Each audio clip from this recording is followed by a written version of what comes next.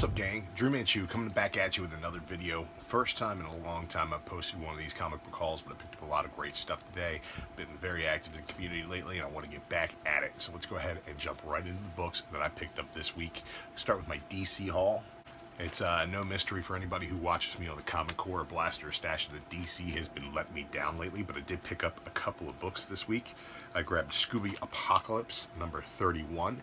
This post-apocalyptic Scooby-Doo adventure is still holding my attention 31 issues in, and I, for one, am amazed that it's doing that. So, excited to read this week's issue. Haven't got to it yet, but this cover here, this B cover, is fantastic. Absolutely loving that. I also haven't read Detective Comics yet, but it did come out this week and I did pick it up. This is the Two-Face story, still continuing. It's been lackluster in my opinion so far, but I'm going to keep on hanging on to Detective until issue 1000, and my boy Peter J. Tomasi is taking over writing duties soon, so this is about to get really, really good as a series. I'm going to hold on till then. Also, ending with a whimper this week is Tom King's Mr. Miracle. I picked up both covers. This is the A cover right here, really digging that. And then this cover right here, the mostly black B cover. A lot of these came out damaged in shipping, but I got a nice cherry copy here. Excited about that. This ended, like I said, with a whimper. Issue number 11 was the better place to end this. I'm not really sure why we needed to go back in and delve into these characters the way that Tom King did, but hey, we did it, and it's over now, and yeah, it will not be continuing. They do tease at the end that something else is coming soon, but yeah, who knows exactly what that will be. For now, Mr. Miracle is over, and that is definitely the DC series of the year, hands down, no competition from anything else. Well, maybe Super Sons. I did pick up my fair share of independent books this week. Nice big stack of indie books. I'm not sure if you can really even call Image an independent publisher anymore. They don't share a overarching continuity, so I guess that's the only way I really include them there. But we got Gideon Falls, number 8. I love where this story is going. All of these covers have this really cool face on them, and the way this flock of birds is coming together is kind of eerie and ominous. Love the Sorrentino art in this book, and Jeff Lemire tells a fantastic story. This is really starting to come around and all come together, coming to the end of the second arc, so really good stuff. I'm loving Gideon Falls, and I think that you'd like it too if you picked it up. Also from Jeff Lemire, from the world of Black Hammer, we have the 4th issue of The Quantum Age. And this is basically Black Hammer in the future. Black Hammer 2099, if you will. I'm digging it. This is really cool. Wilfredo Torres does the art. He's not really my particular style of artist that I would prefer, but like I said, Lemire's story here is fantastic, and this is tying into the overarching Black Hammer universe, and the more of that I can get, the better. Sherlock Frankenstein was awesome. Quantum Age has been really good. Dr. Star was fantastic as well, and all of Black Hammer's been really great. So if you're not on board the Black Hammer train, start picking up the trades and get with it. Now, this is a series that I picked up the first 2 issues of. Issue 2 came out today. I missed issue 1, but I'm super excited to check it out, and that is Murder Falcon. The art alone on these covers is enough to really draw you in. The art on the interiors is very similar, and I'm a huge, huge fan of the way these books look. Haven't read them yet. We're going to go ahead and give it a try and see where it goes. Oblivion Song number 9 came out. I'm a really big fan of this here. My favorite Kirkman story by far. I think it's better than Walking Dead. I think it's definitely better than Invincible. I'm loving it way more than I'm liking Outcast right now. Oblivion Song.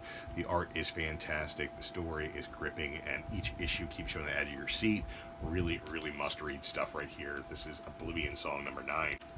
And I also picked up Weatherman number 6. This story is absolutely insane. The art is kinetic and all over the place. Really high energy stuff. Really loving it. And if you can get past the first issue where the dog is killed, spoiler alert, then you can really get into this and sink your teeth into it. Really great stuff, Weatherman. I almost forgot, I also picked up Skyward number 8. This goes into a little bit more of the lore of the world, because some flashbacks to see where these characters came from, and also to see what this meat is they're eating, since all the cows have floated away. Wow, let's see where this goes. I did pick up one Star Wars book. This is published by Marvel, but I don't consider it a Marvel book. Star Wars kind of is its own thing to me, and the only Star Wars title I'm still picking up on a regular basis is Dr. Aphra. This is one of the best characters in the Star Wars universe right now, and I'm really enjoying what they're doing with this character here. The art is fantastic. Spurrier's doing a great job on the story. I'm loving this.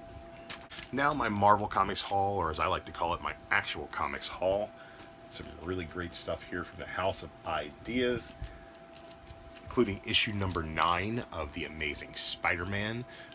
The Thieves Guild is stealing all the heroes' stuff, and Spider-Man has to team up with Black Cat to take him down. This is really cool. I also picked up the Wear and Go cover as well, and I really dig that. Anything with Black Cat on it, man, come on. Dude, Peter Parker, you know, Gwen Stacy was a real piece.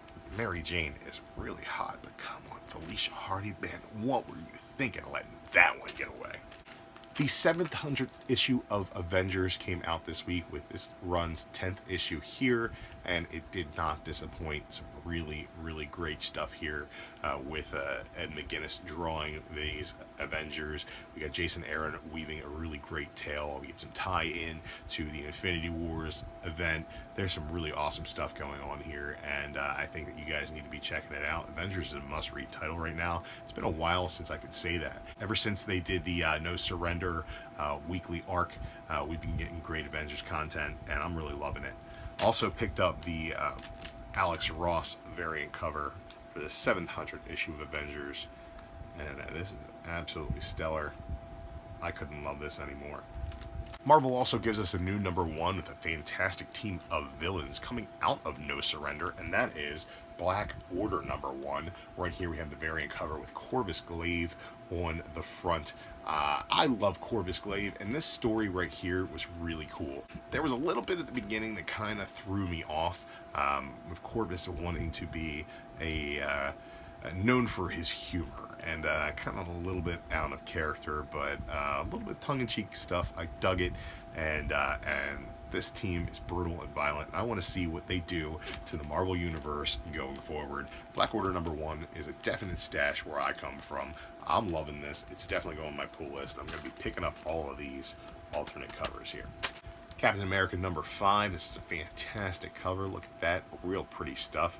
It's the only book that I'm really reading from Ta-Nehisi Coates that is readable. I didn't expect to like his run on Captain America, but I've liked it so far. The art has been stellar and the story's been consistent, and we're going to go ahead and keep picking this up. Captain America #5. Daredevil #611, The Death of Daredevil Part 3. This is some really cool stuff. Daredevil fighting a bunch of different Daredevil villains. We get some Stiltman action, we get some Bullseye action, we get some Electro action. There's all kinds of stuff going on here. This is cool stuff. You need to be picking it up, reading it. The Noto art, I will admit, is not for everybody, but it's definitely for me. Really cool painterly style. Really enjoying everything that Soul is doing with Daredevil right now. And yeah, going into Marvel Nights, I think that Daredevil is going to be a must-read for me, at least. And if you're not picking it up, man, do what you do. But this is definitely a good book.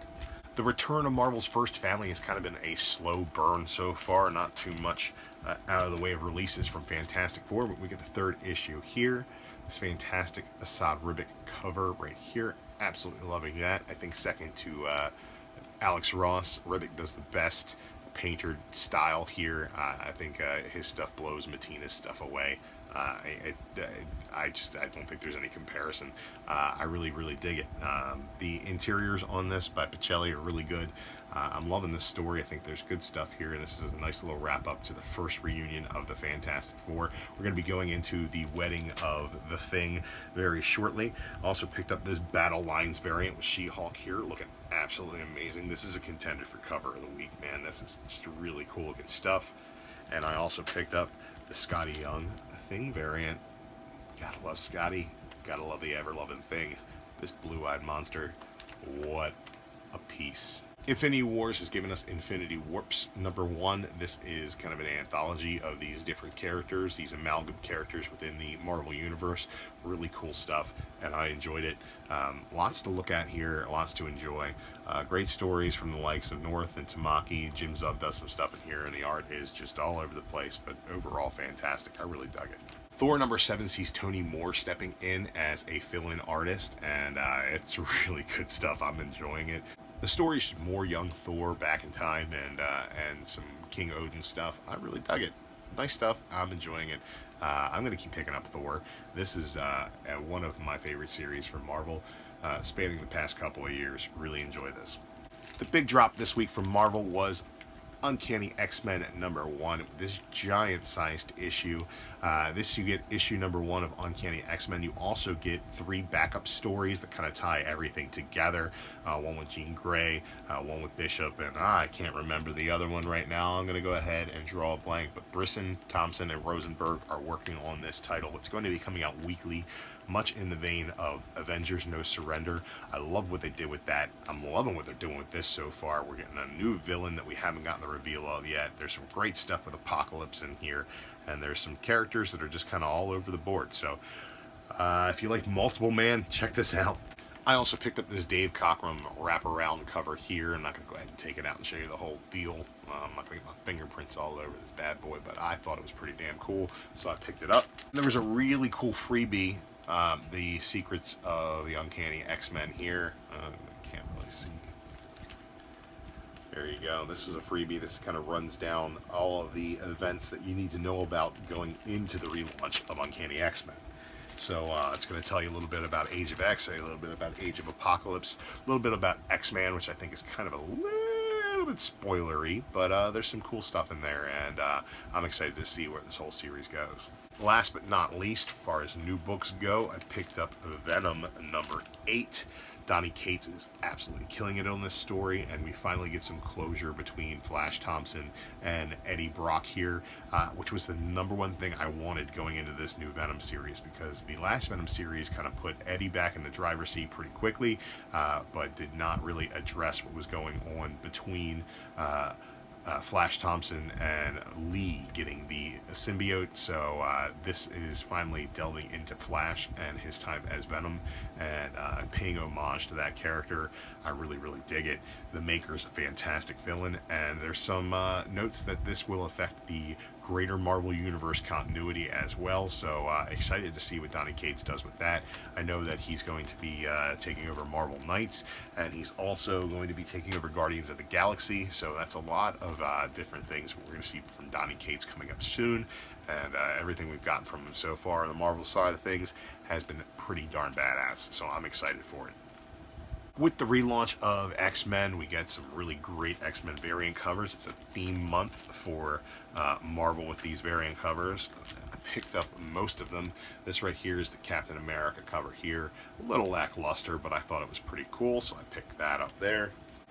We got a nice look at the classic X-Men team here from Giant Size, and this is Thor #7, and this is the X-Men variant cover. I thought that was pretty cool. This is the Greg Land variant. He's a little hit or miss, but I thought this worked out pretty well. The Venom X-Men variant cover was J. Scott Campbell. All these chicks are hot, but they all look the same. I really dig the way he did Archangel there. Man, this glare is killing me. And Bobby looks pretty cool down there as well. Fantastic choice of characters. I really dig it. And my favorite of the X-Men covers is the Avengers 700 X-Men cover. I don't know who did this cover, but man, is it gorgeous. Really, really dig Wolverine there. Storm looking fantastic. Great selection of characters. Totally X-Men. And that's what I'm in for. I almost forgot Amazing Spider-Man, this X-Men cover right here. It's got some of the Uncanny X-Force team on it here, so I picked it up. Archangel again, looking badass, one of my favorite characters, so I'm digging that. I also picked up one Silver Age back issue this week, and that's the Mighty Thor 165, the first appearance of him, first full appearance of Adam Warlock. This book has definitely seen better days. Got a really great price on it.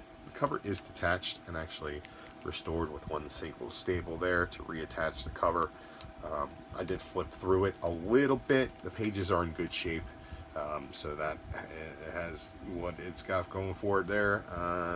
Yeah, I was just happy to have it in my collection. Trying to pick up a few more of these Silver Age keys. I'd rather have them in low grade rather than no grade, and the price was definitely right on this, so I'll pick that up. Hopefully the Adam Warlock will show up in the movie sooner rather than later, and maybe I can flip this and upgrade it. Who knows? So that's all I picked up this week, guys. A lot of really great stuff from Marvel, a few different DC titles, and a huge stack of indie books, along with that stack of X-Men covers and Thor 165. Pretty good haul in my opinion. Really enjoyed most of the books that I've read so far this week. Very few low points. The only low point of the week being that earlier this week we lost a legend, and I would be remiss if I did not mention that here and now. Rest in peace, Stan the Man Lee. I can't explain what my life would be like without your impact. I am very much in tune with the Marvel Universe. It is my mythology. Most of my friends in this comic book community, I probably wouldn't talk to you guys if it weren't for Stan Lee. I mean, what are we going to do? Talk about Batman? Get the fuck out of here. This is a blow to me that I've never really felt before with the death of a celebrity. Very depressing, very sad for fans, and but at the same time, you gotta think, the man lived for 95 years, son of Jewish immigrants, worked his way up from the Great Depression through the 60s with having basically nothing, worked for pennies for Marvel for the longest time, until he became a self-made star. Yeah, did he stand on the back of some kings on his way there? Sure he did. But you know, nobody does anything by themselves. And Stan the Man Lee is definitely one of the most influential people in all of arts and culture in the last century. And just looking at Twitter and seeing all of the celebrities, the politicians, the people within society that are mentioning Stan as an influence on their life, it makes me feel like I was part of something bigger for being a Stan Lee fan. Thank you so much, Stan, for all you've given us over the years, and the only thing else I have left to say to that is Excelsior. That's it. That's all I got for you guys this week. This is DruManchu. Hey, remember, collect what you love, share what you find. I guess see you guys next time. And if you guys didn't get enough DruManchu in this video, be sure to check me out live on Blaster Stash It Sunday nights, 10 p.m. Eastern. Blaster Stash It Comic Show on YouTube. You got Spectacular Spider Grandpa, Midwest Comic Man, Pocan Joe, myself, and our fearless leader, Huey's Comics Hideout. Be sure to check us out. We got all you need in the world of comic book reviews, Funko news, and hot takes and views from all over the world of comics and entertainment. It's going to be a good time. Check us out. Hit us up in the live chat. I don't think you'll be disappointed. On Fridays, I might pop up on the Comic Core live 10 p.m. Eastern. Chad does a great job putting together a group of folks from the comic book community to just kind of sit around, shoot shit. We do basically the best happy hour in the comic book community. You might see some really great faces popping through. Paulie, Midwest Comic Man, Great Legend, Cat Ren Figures, all kinds of people coming through there, so be sure to check it out. I might not be there, but I'll probably be in the chat, and we'll be hitting that up as well.